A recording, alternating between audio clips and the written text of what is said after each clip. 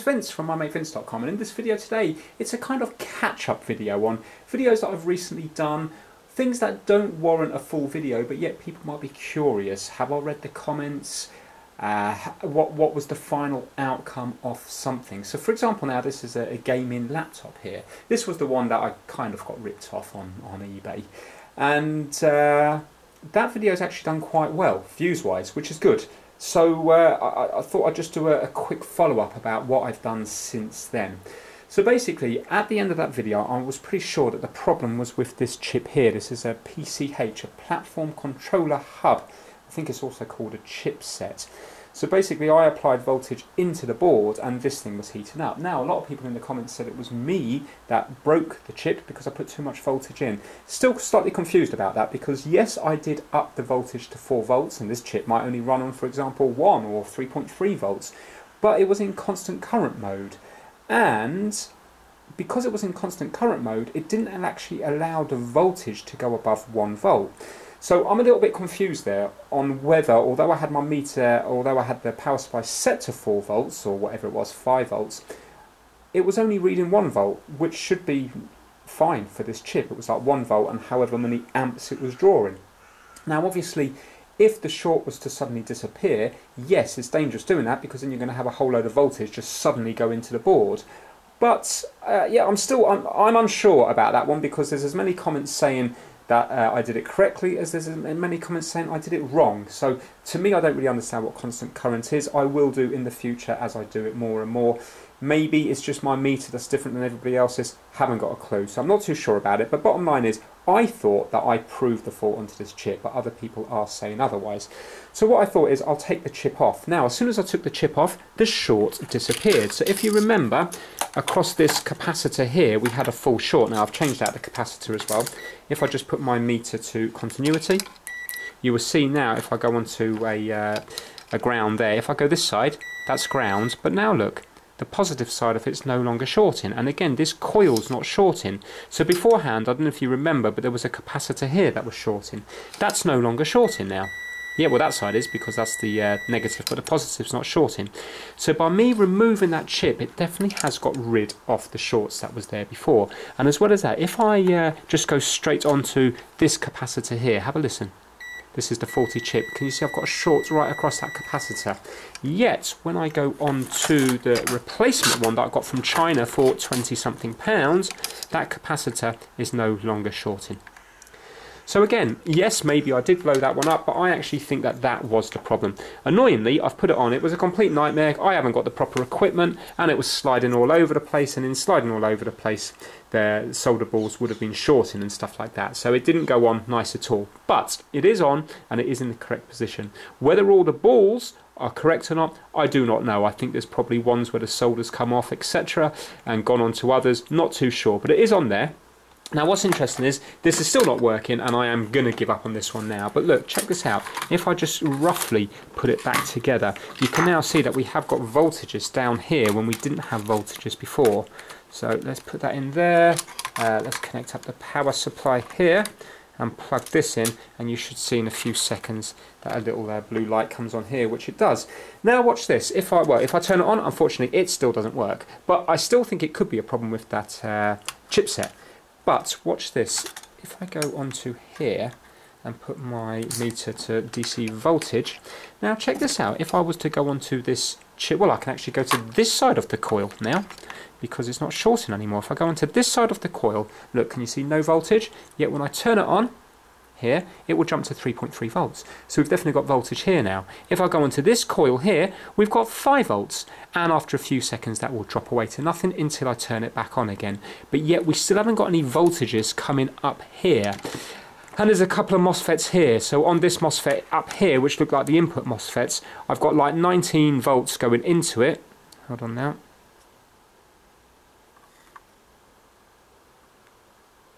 There we go, 19 volts going in. But yeah, I've got nothing up here, even when I turn it on and off. So, yeah, I don't know. Is it now just a problem with the MOSFETs? The problem is, you see, there's so much on this board that I'm unsure about, and the CPU and GPU, and I've already spent a whole heap of time on it. I'd love to see it liven up again, but the problem is, even if I was to replace the MOSFETs here, is that chipset on properly? No, I highly doubt it. So I think on this one I will have to call it a day. But I'm glad I spent the 20-something pound to get the chip from China, just to try it, because it was on. I was always thinking about it since that last video. So yeah, that's that one. Now let's move on to another couple of things.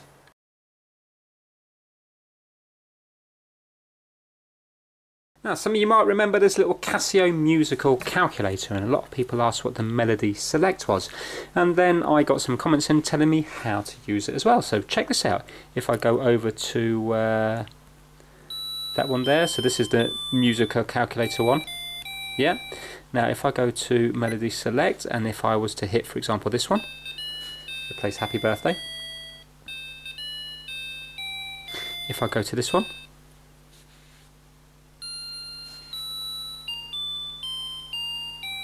if I press it again, something else, and if I go to here, there's loads on this one.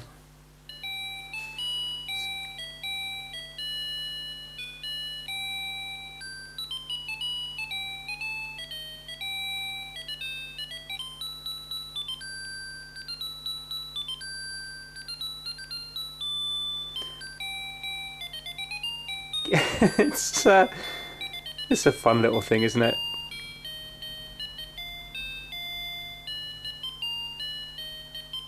So I suppose you'd be able to play all these, wouldn't you, if you knew the keys?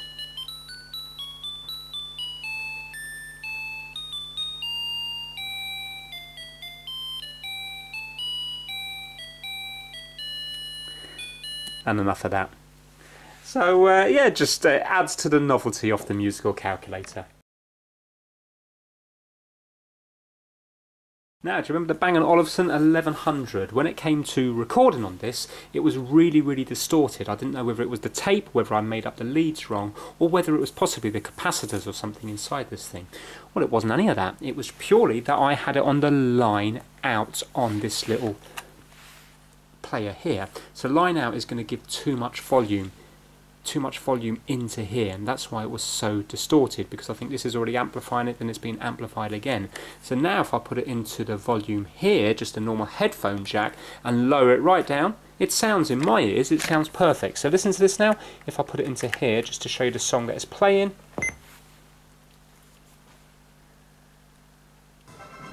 Okay, that song there, yeah? The speaker's just hit. Right, so now if I stop that, and now I'm going to lower it right down. Hold on 1 second, let's play that, lower it down. Right, so that's low there now. So if I take that out of there, put that into here, and now connect the output of the Bang & Olufsen into here. Now, if I press record and play, I was also told that you have to keep these white needles in the white and not the red. So let's up the volume a little bit.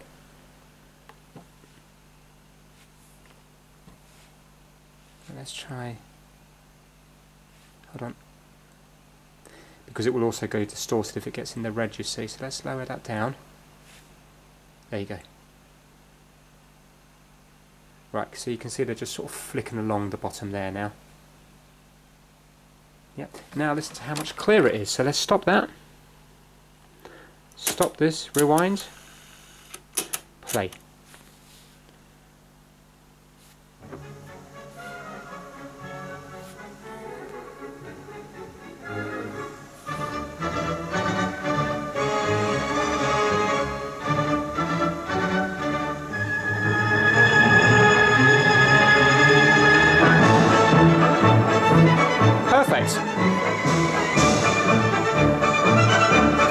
And stop. So there you go. So it was just distortion purely because I had the line input rather than going it via the headphone jack, and now it's working, I think, as good as it's ever going to work. So massive thumbs up to everybody that commented on how I could fix that one. So next up we have this little gold digital watch from the 1980s, and this was in a bad way when I got it, but I did actually manage to nearly get it working. The problem with it is, if you look at the display there, you can see that the middle digit should be a 0 and it looks like an 11 because the top and bottom segments are missing, so it's a very hard watch to read the time. Now I did start filming a revisit video on this. I'll let you know now it's not successful, the watch is still not working, but I think this bit is really interesting. I'm definitely going to use this again in the future. It might be a well-known thing. I'm not sure if it is or it isn't. I personally haven't seen it, but then again, I haven't watched a lot of videos on trying to fix LCD displays. But anyway, I still think this part warrants being featured in this particular catch-up video. So I'm going to take you now back a few weeks and you're going to see what I was doing, and this was before I knew whether or not it would actually work. How do I know that these bottom contacts here are responsible? Just because they're below the damaged segments, it doesn't mean that they're responsible. Now if you have a look how many contacts we've got top and bottom. Any one of them could be responsible for the top and bottom segments on that particular digit. Also, I thought that possibly the LCD itself was bad. I've worked out a way to find out which is the faulty segments on the actual contacts for the faulty segments on the LCD. I noticed when I was doing my editing of the video before, when I touched the zebra connector, sometimes the digits came on. So that says to me, just the static in me is enough to turn it on here. So what I've got is, I've got my lead from my multimeter, just because I need a spike to press on. And I've got my power supply here. But if you look at my power supply, I've got both knobs completely turned down to nothing. So there's nothing going in here, but obviously there must be a slight bit of voltage here.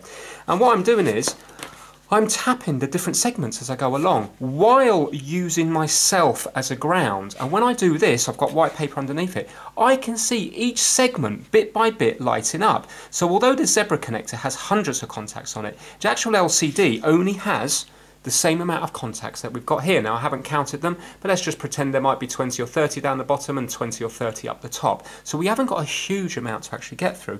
And believe it or not, when you do this, each of them light up. So that way then you can actually pinpoint which is the faulty section that powers that powers the faulty segment. That will then prove whether it's a faulty LCD or whether it's a fault on this or the zebra connector driving that part of the LCD. So let me zoom right in and show you what I'm doing.